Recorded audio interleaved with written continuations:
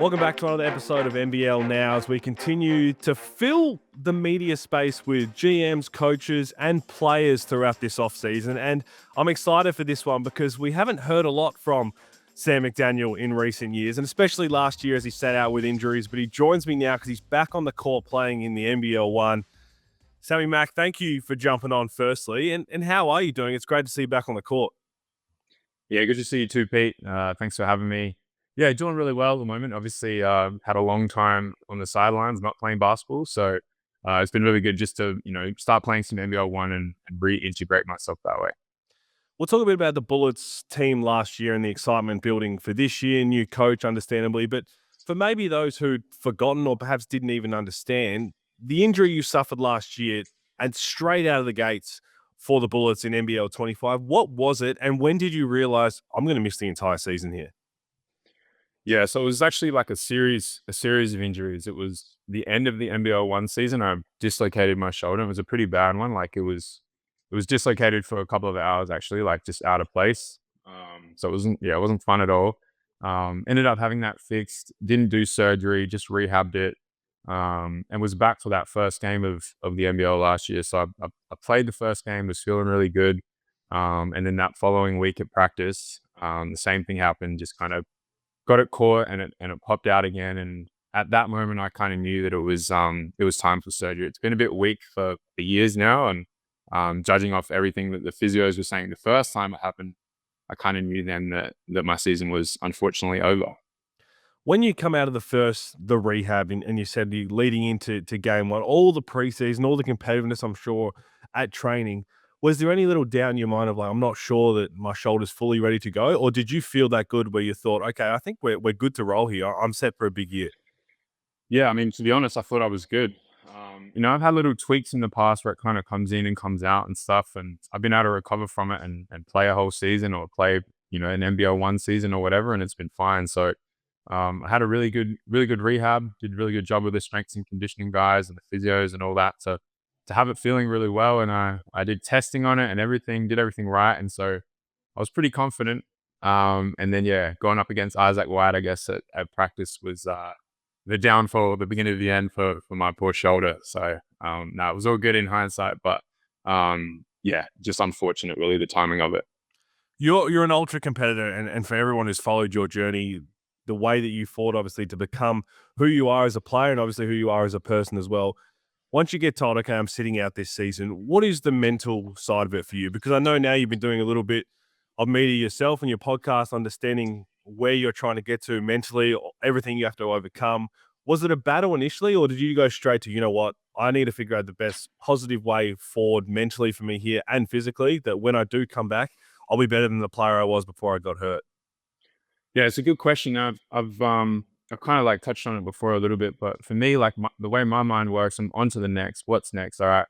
I got injured. It happened. I just have to move on now. I just have to get in the weight room and, do my recovery and do all of these things. But this time around, I really was, I guess, just kind of cold just to sit in it for a little while and just be upset and be sad because this is the longest, I've ever been out for basketball. And obviously it's a passion and it's what I love to do. And so I think, that was something that I really found a lot of comfort in, I guess, just sitting in, what, it sucks. It does suck. And there's no pushing past that. And so once I was, had a little pity party for myself for a little while, then that's when I really felt like I could move on and get into the rehab and really smash it. I'd kind of mentally dealt with the prospect of sitting out for X amount of months.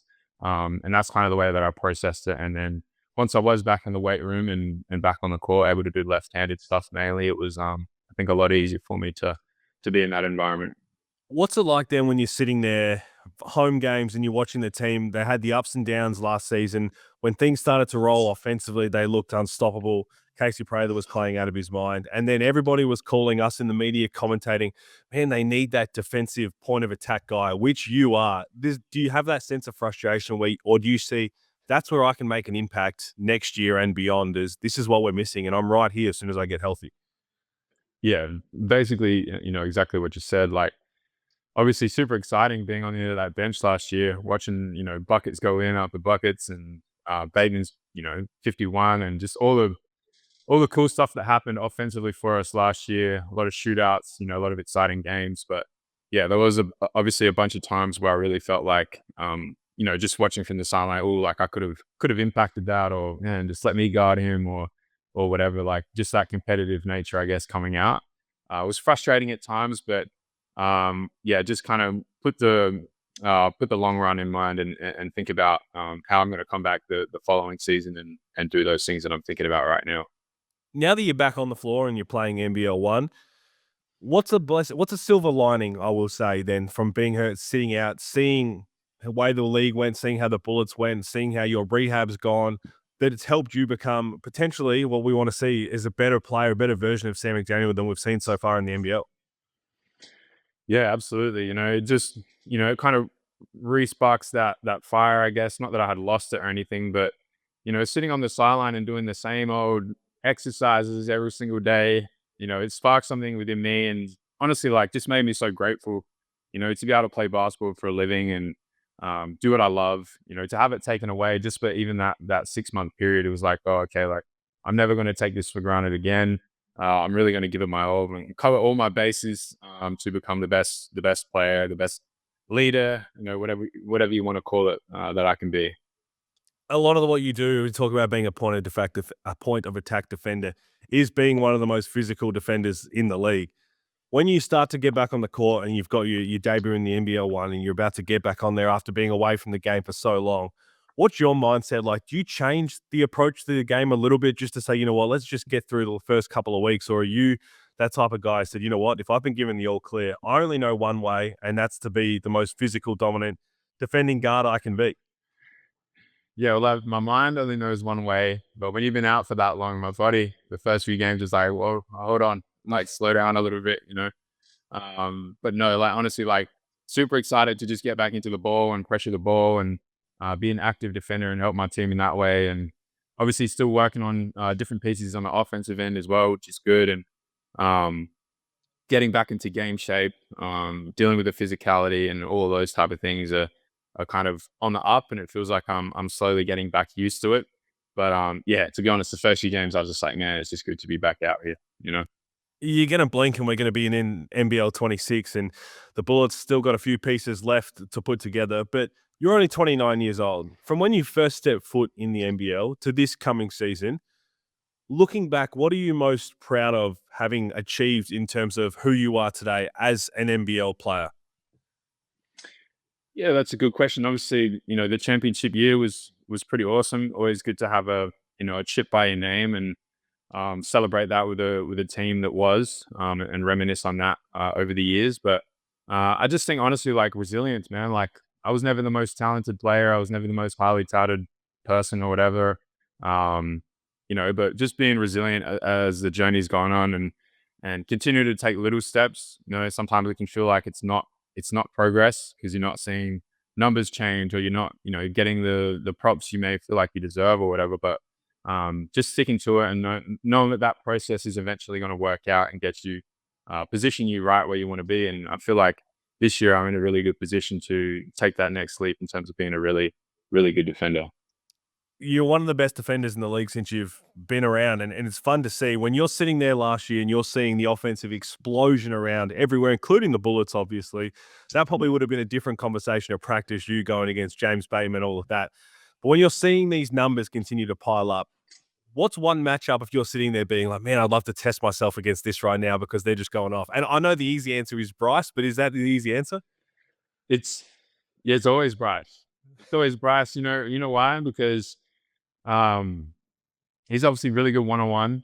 You get to his spot whenever he wants, and can raise up and shoot the three and stuff. But all the actions for him as well. So he's coming up screens as well. He's coming up on balls. He's coming up down screens and turnouts, and all type of stuff as well. So there's just so many different little wrinkles, that Perth had, I guess, for him. And I'm sure Adelaide will have a bunch of stuff, just to get him in his spots as well. So it's super difficult always guarding him. He's also like smaller than me, quicker than me. So I can't necessarily use my physicality how I want to against him, because he'll get the call more times than not. Just a lot of different things to think about Bryce, but there's obviously a lot of great guys as well. Like Kendrick Davis would have been cool to go up against. So explosive and dynamic, and can score on all three levels, obviously. So a bunch of guys, man. So many different guys who I love the opportunity to guard. We're looking forward to seeing that. And take us into the mind of then being an impact defender. Are you someone who watches a whole lot of film on your own, even more so with the assistant coaches? How do you try and really get set for one of those big matchups? Kendrick Davis is one, as you mentioned. Chris Golding, who was one of your teammates, I'm sure is another. Bryce Cotton. All of these potential candidates that you're going to get to go up to once again after being out for 12 months. Yeah, it's definitely some film, watching extra individuals and stuff on the guys I know that I'll be taking there. But then it's easier for me, I think, to learn on the floor. So, going through the scout and walking through the scout and just kind of always thinking about where I can have disruption points, where I can deny something, or where I can get away with being a little bit more physical, or force a guy, the way that he doesn't want to go, or whatever it is. It's just kind of that type of thing. Planning for, okay, I know this guy's going to be in this spot. I've got to try and get him here. He wants to go over here. Just trying to think the game a little bit more. And yeah, like I said, doing it on the floor is a lot easier for me to do, I think, as well.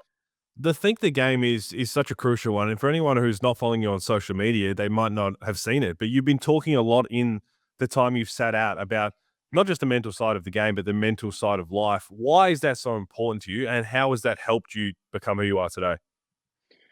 Yeah, honestly, man, like I just, everyone goes through stuff, myself included. And I just think that anytime that we can just open up the conversation and have conversations that people don't necessarily always have, I think it'd be a good thing. And, I'm no professional in some of the areas that I'm talking about. I can only speak, from my experience, but, the amount of messages that I've had from little kids or fans, this really helped me, or, thanks for putting this up. And that's kind of the reason that I do it. And it's not for the gratification. It's genuinely to try and help someone else. Cause like I said, we've all been there, and it makes it lot easier when, there's someone who can kind of mentor you, or look down and help you.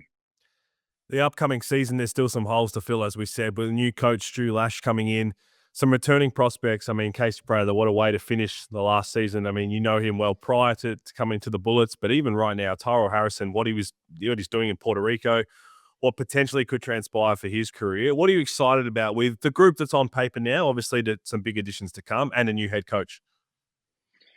Yeah, absolutely. Like, I just think the buy-in, like my first year, obviously, Casey came late, Noto and Ty, like just the buy-in and the collective want to get better and do things the right way. And, everyone talks about culture and stuff, but I generally think that we have that with the pieces that we've already got signed this year. And I've no doubt that the Bullets will continue to sign good pieces who fit that culture. And I just think that that's kind of the baseline. Once you've got that culture in, then you can do it on the X's and O's, and offense and defense and all that stuff, obviously. But it's exciting just knowing that, I'm going to be alongside brothers and guys that I'd go to war for anyway, and we'll figure it out along the way. We're looking forward to it. And I got to ask you this, Sammy, Mac, before you go, because like we saw it before you were injured, and I know it's a lot different now being a dad.